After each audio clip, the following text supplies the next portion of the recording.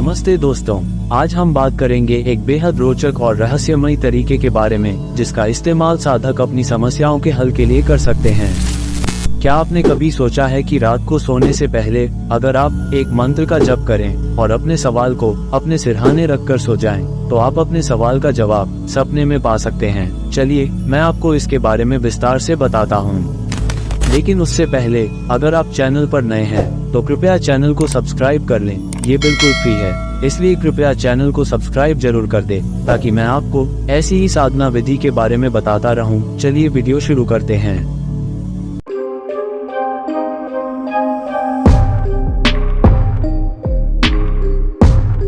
तो दोस्तों, ये पूरा तरीका मुझे भी बहुत फैसिनेटिंग लगा। सबसे पहले बात करते हैं उस मंत्र के बारे में। मंत्र का जप करना एक साधना का हिस्सा है और जब हम इसे रात्रि में करते हैं तो इसकी ऊर्जा ज्यादा प्रभावी होती है। अब कई लोग सोचेंगे, क्या सच में ऐसा हो सकता है? तो हाँ, एक साधक को ऐसा अनुभव हुआ था।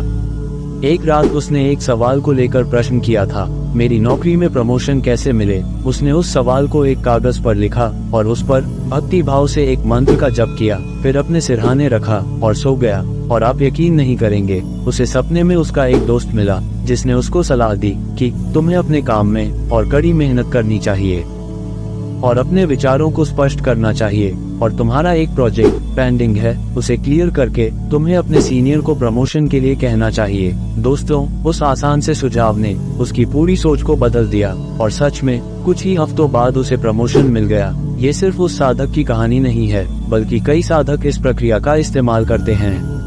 लेकिन ध्यान रहे, आपको इस प्रक्रिया को पूरी श्रद्धा और एकाग्रता से करना है, बस कुछ भी उल्टा सुल्टा नहीं। एक सही मंत्र का चयन करना भी बहुत जरूरी है। चलो मैं आपको कुछ टिप्स देता हूँ। माला का जप करते वक्त अपने सवाल पर ध्यान केंद्रित करें। पेन और कागज रखिए। सुबह उठकर जो भी सपना या विचार आए उसे तुरंत लिख लीजिए। कभी कभी उत्तर तुरंत नहीं मिलता, इसलिए आपको थोड़ा धैर्य भी रखना पड़ेगा। और हाँ, ये कोई जादू नहीं है, यह एक साधना है जो कई सालों से चली आ रही है। इस साधना को करने से आपको और भी बहुत अधिक लाभ मिलेगा। तो दोस्तों, ये साधना एक योगिनी की साधना है।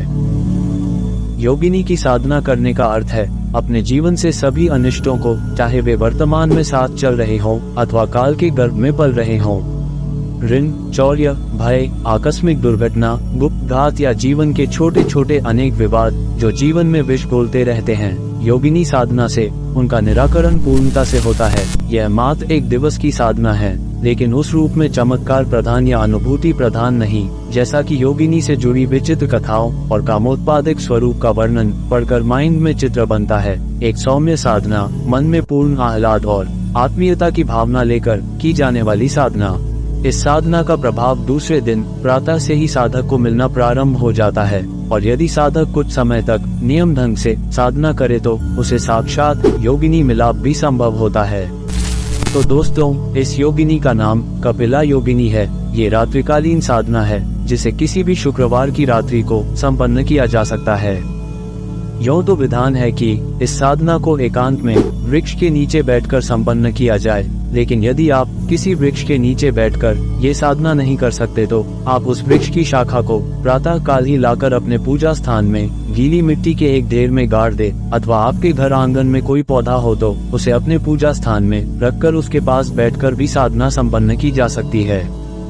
कपिला योगिनी साधना में लाल रंग का बहुत अधिक महत्व है, अतः साधक साधिका यथासंभव लाल रंग के वस्त्रों को धारण करें। पुरुष साधक लाल रंग की धोती पहन सकते हैं और स्त्री साधिकाएं लाल रंग की साड़ी पहनकर ही साधना में बैठें। रात्रि में दक्षिण दिशा की ओर मुंह कर अपने सामने एक बाजोट पर लाल वस्त्र बिछा दें और स्वयं भी किसी लाल आसन पर बैठ जाएं।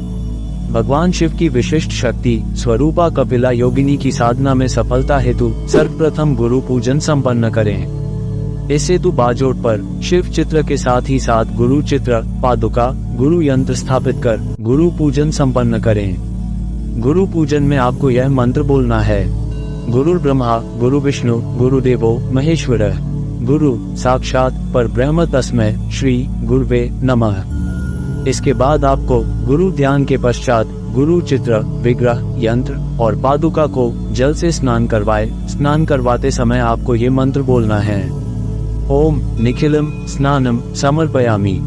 इसके पश्चात स्वच्छ वस्त्र से पोंछ लें। इसके बाद आप साधना में जो सामग्री चाहिए जैसे कुमकुम, अक्षत, पुष्प, नैवेद्य, धूप, दीप, उसे लाकर अपने साधना स्थान पर रख ले। सामग्री को सिद्ध करने के लिए निम्न मंत्रों का उच्चारण करना है। कुमकुम को सिद्ध करने के लिए आपको ये मंत्र बोलना है, ओम निखिलम कुमकुम समर्पयामि।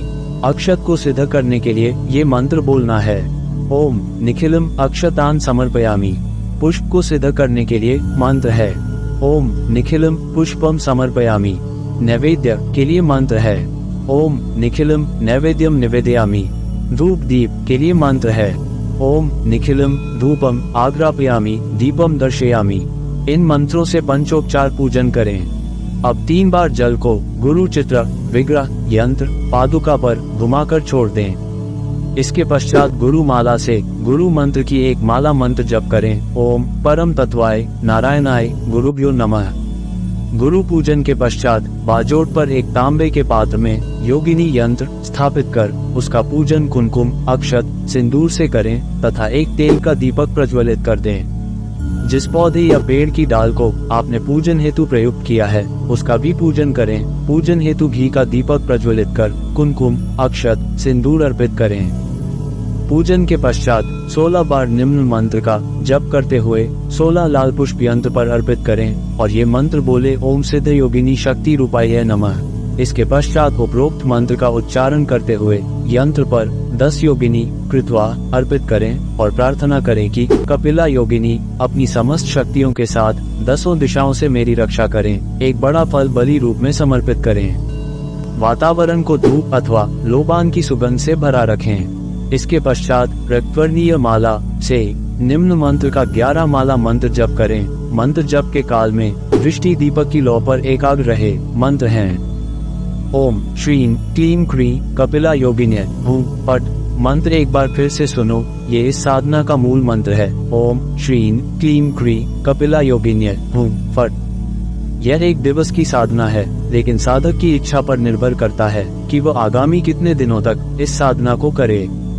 यदि साधक को दूसरे दिन से ऐसा अनुभव हो कि कोई उसके साथ प्रतिक्षण रहता है या अपने आसपास किसी का आभास अनुभव करे तो न आश्चर्यचकित हो न भयभीत। इस घटना की चर्चा तो भूल कर भी किसी से न करें। साधना की पूर्णता के पश्चात समस्त साधना सामग्री को जल में विसर्जित कर दें।